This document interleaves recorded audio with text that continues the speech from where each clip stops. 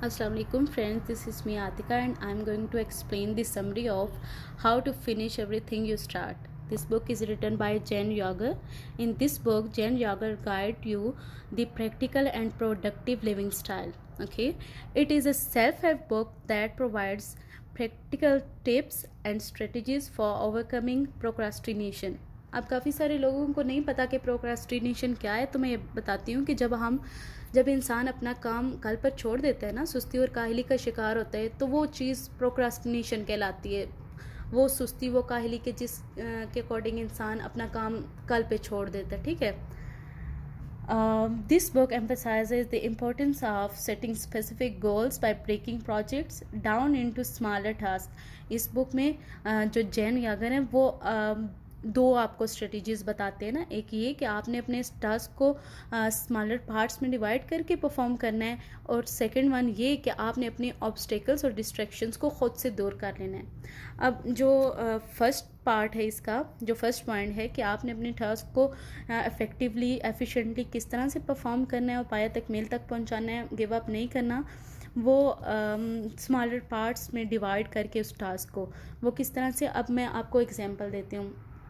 ज़्यादातर स्टूडेंट्स को अब मैं ये बिज़नेस और इन्वेस्टमेंट और इन चीज़ों में भी उनकी जो बुक है वो काफ़ी हेल्पफुल है, उनकी जो गाइडेंस है काफ़ी हेल्पफुल है, लेकिन मैं स्टडीज़ से रिलेटेड आपको गाइड करूँगी क्योंकि मोस्ट ऑफ़ दी फ्रेंड्स मेरे जो हैं वो स्टूडेंट्स हैं। मैं खुद एक CSS एस्पायरेंट हूँ, तो इस वजह से फिर मैं आपको स्टडीज़ से रिलेटेड आपका वो जो टाइम मैनेजमेंट और अपने schedule setting and all that, इसके बारे में आपको गाइड करूँगी। ठीक है। अब वो इस तरह से करना है कि फॉर एग्जांपल स्टूडेंट्स को ना मुश्किल पेश आती है बहुत ज़्यादा फैक्ट्स एंड फिगर्स, डेट्स और पाकिस्तान अफेयर्स, करंट अफेयर्स की चीज़ें रिटेन करने में। ठीक है। अब आपने इन चीज़ों को इस तरह से शॉर्ट स्टोरी से रिलेट करके माइंड मैपिंग करके अपनी मेमोरी में रिटेन करना है कि आपको ये कभी भी भूले ना। आपने कभी सोचे कि आपको अपने घर की चीज़ें क्यों भूलती नहीं है? आपका घर जितना भी बड़ा हो, आपको अपने घर की हर चीज़ का पता होता है, कौन सी चीज़ कहाँ है, क्या कहाँ पड़ी है। तो आप अपने घर से दूर भी होते हो, तो आप किसी को बताना चाह रहे हो तो आप गाइड करते हो उसको कि फ़लाँ चीज़ वहाँ पड़ी है, वहाँ पड़ी है।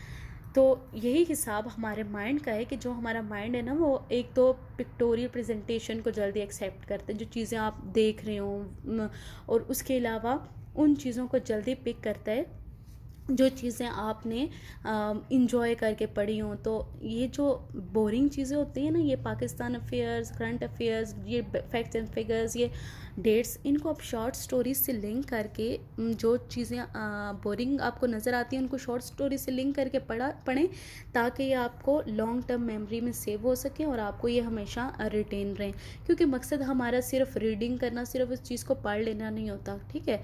अब क्योंकि हमारे जो मेमोरी का सिस्टम है ना, वो इस तरह से है कि एक हम चाय बना रहे हैं ना, चाय का जो पैन है उसमें चाय तो हम काफ़ी ज़्यादा बनाते हैं, लेकिन हम जब उसको कप में डालते हैं, तो जब हम उसको स्ट्रेन कर रहे होते हैं थ्रू स्ट्रेनर, तो वो जो पत्ती बच जाती है ना स्ट्रेनर में, आफ्टर 24 आवर्स हमारा मटेरियल जो हम माइंड में डाल रहे होते हैं, उस पत्ती जितना, उस क्वांटिटी जितना हमारे माइंड में जो मटेरियल है वो सेव रहता है, बाकी सारा भूल जाते हैं। अगर तो चीज़ें रिपीट होती रहें, रिवाइज होती रहें, तो हम उसको लॉन्ग टर्म मेमोरी में सेव करते हैं। तो क्यों ना हम एट द स्पॉट उस चीज़ को उस तरह से पढ़ें कि हमारे जो है ये लॉन्ग टर्म मेमोरी में सेव हो, और कभी भी हम अपने लेसन को और इन फैक्ट्स एंड फिगर्स को, इन डेट्स को कभी भी भूलें ना।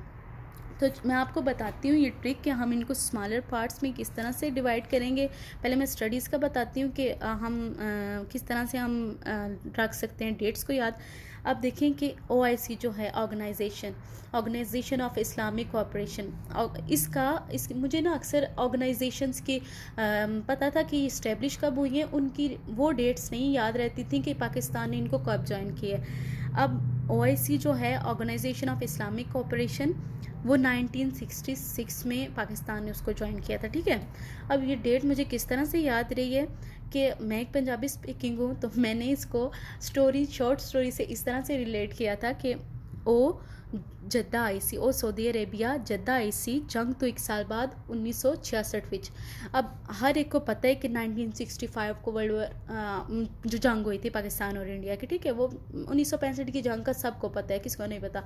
अब मैंने उसको OIC को इस तरह से रिलेट किया कि वो जद्दा एक शहर है सऊदी अरेबिया का। तो मैंने बोला कि वो सऊदी अरेबिया दे शहर जद्दा विच आई सी 1966 विच, ठीक है। अब मुझे OIC की फुल फॉर्म भी पता चल गया, ऑर्गेनाइजेशन ऑफ इस्लामिक कोऑपरेशन। उसके बाद हमें ये भी पता चल गया कि जो जद्दा है वो सऊदी अरेबिया में है या कहाँ एग्जिस्ट करता है। उसके अलावा इसकी जब पाकिस्तान ने OIC को कब ज्वाइन किया था, ये डेट तो कभी भूलेगी नहीं। आपने अक्सर न्यूज़पेपर में भी इसका जिक्र सुना है, आपने अपनी बुक्स में भी। लेकिन इस तरह की टेक्निक ये फॉरेन ऑथर्स जो होती है ना, वेस्टर्न ऑथर्स, ये बहुत रिसर्च के बाद इन पॉइंट्स को एनालिस्ट करते हैं ताकि आप अपने जो टास्क हैं वो इफ़ेक्टिवली परफॉर्म कर सकें और आप डेवलपमेंट में ना अपना जो है किरदार वो अच्छे से पेश कर सकें, ठीक है। अब दूसरा जो था, ऑब्स्टेकल्स एंड डिस्ट्रैक्शंस को हम कैसे दूर करके, अपनी प्रोक्रेस्टिनेशंस को दूर करके, अच्छी हैबिट्स को अपना के, अपनी माइंड मैपिंग के ज़रिए और इफ़ेक्टिव टेक्निक के ज़रिए अपनी प्रोडक्टिविटी को इंक्रीज़ कर सकते हैं। कि अब ये जो हमारे फ़ोन वग़ैरह या जो इस तरह के डिवाइसेस हैं ना जिससे हम ज़्यादा इन टच रहते हैं, ये हमारी ऑब्स्टेकल्स हैं। बेशक वो पढ़ाई है, बिज़नेस है, ये जो भी है, हमारा ये माइंड डाइवर्ट कर देती है। फॉर एग्ज़ाम्पल, मैं अब तैयारी कर रही हूँ, तो पेपर की तैयारी कर रही हूँ, तो मैं अपना फ़ोकस मैं इस तरह से फुल स्टडीज़ में लगाऊंगी कि मैं उन चीज़ों को, उन डिवाइसेस को ख़ुद से दूर कर दूँगी ताकि वो चीज़ें मुझे डिस्टर्ब ना करें। जब मैं स्टडी कर रही होंगी ना, उसके दौरान मुझे वो चीज़ें डिस्टर्ब ना करें। इन केस आप वो डिवाइसेस ख़ुद से दूर नहीं भी करते, टाइम देखना या कुछ भी आपको ज़रूरत पेश आ सकती है, तो आप इस तरह करें कि उसको साइलेंट पे लगाएं, नोटिफिकेशंस को हाइड कर दें, ताकि कुछ टाइम आप अपनी फुल एनर्जी, फुल फोकस सिर्फ अपनी स्टडीज़ पे, अपने टास्क पे, अपने उस बिज़नेस पे लगा सकें जो आप परफॉर्म कर रहे हैं ना, ठीक है।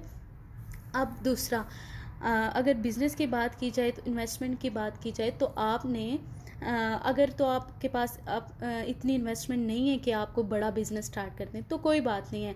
आप एक मकान बनाना चाह रहे हैं ना, तो उसका मटेरियल आहिस्ता आहिस्ता इकट्ठा करना शुरू करें। पहले उसका सीमेंट लाएं, बजरी लाएं, ईंटें लाएं, आहिस्ता आहिस्ता आप इतने एलो हो जाएंगे, फिर उसकी बुनियादें डाल के उस बिल्डिंग को भी खड़ा कर सकेंगे, ठीक है। इस तरह छोटे छोटे टुकड़ों में जब हम अपना टास्क तोड़ के उसको छोटे छोटे टुकड़ों में करके परफॉर्म कर रहे होते हैं ना, फुलफिल कर रहे होते हैं, लेकिन शर्त ये है कि हमने उसको फुल डेडिकेशन के साथ करना है। ये नहीं है कि एक दिन हमने उस पर तवज्जो दी, दूसरे दिन हमने अपने गोल्स ही चेंज किए। नहीं, आप अपनी स्ट्रेटजी चेंज कर सकते हैं, आप अपने प्लान्स चेंज कर सकते हैं, आप अपने गोल्स नहीं चेंज करेंगे।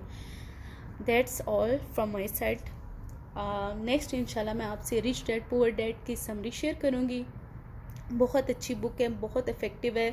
5 रूल्स मैं आपको बताऊंगी कि किस तरह से हमने अपने ये जो हमें एक्सप्लॉइट कर रहे हैं हमारी जो अब मैं उनको हाइलाइट्स तो नहीं करूँगी, अपनी जो एलीट क्लास है वो किस तरह से हम मिडिल क्लास लोगों को एक्सप्लॉइट करते हैं, मैं उस चीज़ को हाईलाइट करूँगी। दूसरा, मैं आपको कुछ इफ़ेक्टिव मेजरमेंट्स बताऊँगी कि किस तरह से आप एक सक्सेसफुल लाइफ गुजार सकते हैं। Stay tuned. अल्लाह हाफिज़।